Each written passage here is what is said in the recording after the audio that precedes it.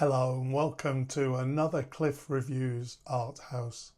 This time I'm reviewing the film Blue Velvet, directed by David Lynch. The first time that I saw Blue Velvet, I loved it. Compelling, weird, highly original. It was Lynch's fourth film and it feels like it was a major step in the evolution of his filmmaking, where he really takes what he did in Eraserhead and takes it to a whole new level. Watching it alongside all his other films over a 2-week period, I did enjoy it again. However, although it's great, I don't feel that it quite achieves the levels of Lost Highway, Mulholland Drive or Inland Empire. I think that these films have a deeper level of narrative complexity. Although I think that Lynch is truly starting to make a fully Lynchian film at this point, the relatively straightforward narrative arc of Blue Velvet does make it feel like it falls short of one of his greats. By the way, this is all very subjective. Some people regard Blue Velvet as his best film. If you look at lists of Lynch's best films, there's no agreement. I think this is a sign of how much our response to Lynch is a personal one. His different films speak to us in different ways. The Guardian ranked all Lynch's work after his recent death. Their ranking put Blue Velvet as his highest ranked film, only second to the original Twin Peaks series. So this is all very subjective. It's my opinion that Blue Velvet is a great entry point for someone who's ready to go beyond the easy accessibility of Elephant Man or The Straight Story, but isn't quite ready for the full-on Lynch experience of Inland Empire. Let's focus on why Blue Velvet is great. The opening scene couldn't be more different than the Eraserhead aesthetic. Blue sky, white picket fence, green grass, beautiful flowers, the friendly local fireman waving. Yet it's not long before the camera takes us under the grass and we see it crawling with insects. Blue Velvet is a fearless exposure of small-town America's darkest recesses. Although the town, Lumberton, seems like the idealistic small US town on the surface, what seems like a banal world is actually dripping with menace. Lynch crafts a queasy, unnerving atmosphere. I think the power of Blue Velvet is how it contrasts glowing suburban surfaces with deep sexual and emotional violence. Part of the film's strangeness for me comes from how much it has the feel of a television program. The performances, especially from Kyle MacLachlan and Laura Dern, are pitched in a deliberately heightened, almost soap opera style. The first third of the film feels like a 1950s melodrama, earnest, sentimental, naive. Lynch uses this artificiality strategically. When the horror erupts, it feels like a rupture in the fantasy. It's such a contrast and it's very unsettling. Yet for all its formal daring, the story itself, a young man, Jeffrey, stumbles on a severed ear and is drawn into a world of crime and perversion. It is relatively conventional. Unlike the layered dream logic of Lynch's later masterpieces, Blue Velvet follows a clear narrative arc. Questions are posed, answers are given, the mystery is resolved. That doesn't make it a bad film. I do think it's fantastic. I thoroughly enjoyed watching it again. But as I said, it doesn't quite achieve the extraordinary levels of his best work. This isn't to minimise how disturbing Blue Velvet is. The image of Frank sucking violently on the gas is horrible and unforgettable. Also, the treatment of Isabella Rossellini's character Dorothy is really upsetting and unsettling.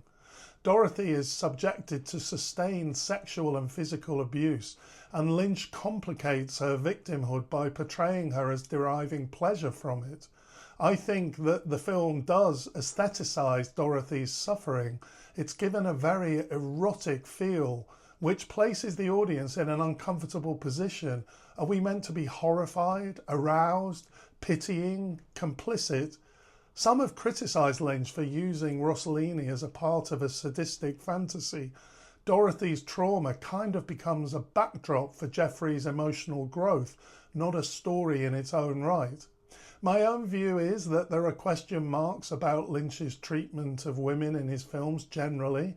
There is a lot of female nudity and nowhere near the same amount of male nudity.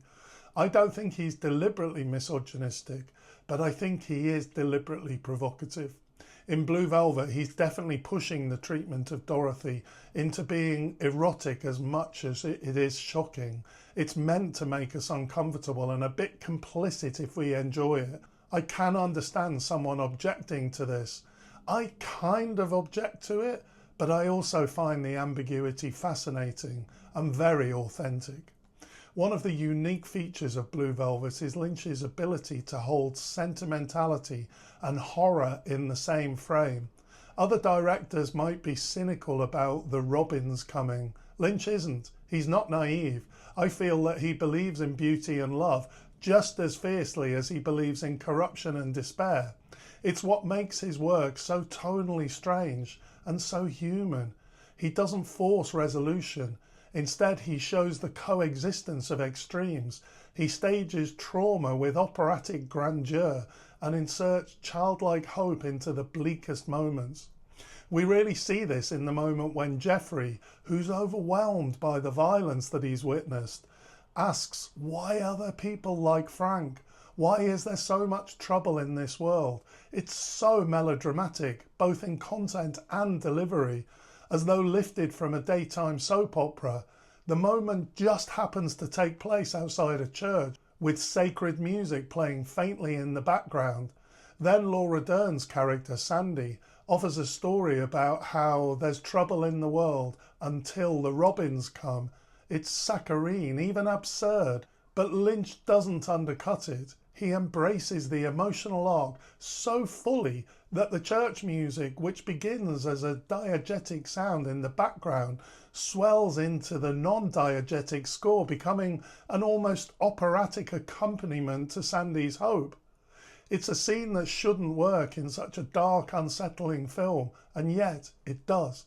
It would be easy to think that Lynch is mocking it, but I don't think he is. I think he genuinely believes in the coexistence of these extremes. The horror and the sentimentality are not at war. They're both true. This isn't irony. It's kind of a metaphysical dualism. We see this again in the ending, the bright colours, the chirping birds, the happy family gathered in the sun. It's absurdly cheerful, almost comically so. But Lynch doesn't present it as a lie. It's not that the horror has been vanquished. We've just cut back to the part of town where people are pretending that things are fine. Or maybe, more generously, it's that the world really does contain beauty alongside horror, light alongside darkness. This tension, which might be jarring in another filmmaker's hands, becomes central to Lynch's vision, just to emphasise the point about the unusual style and tone of this film. Stylistically, Blue Velvet feels as if it straddles two influences, Hitchcock and the TV soap opera. On the one hand, there's the tight psychological tension, the voyeurism and the hidden depravity, clear echoes of Hitchcock's Rear Window and Vertigo. Jeffrey peering through slats, the doubling of innocence and danger, and the music all evoke classic Hitchcock. But on the other hand, much of the film, especially its suburban setting, the bright lighting, the exaggerated dialogue, has the tone of a daytime soap opera. This isn't a flaw, it is the point. Lynch is pulling from both influences, the masterful suspense of Hitchcock and the emotional hyperbole of American television drama. It creates a mood that's both artificial and deeply affecting, heightening the sense that this isn't quite our world, or rather, that it's exactly our world, shown without the filters that we usually apply. I think this is just genius. This is one of the things that makes Lynch so unique. Blue Velvet remains an essential film, definitely worth watching. A really good starting point for Lynch's more difficult work.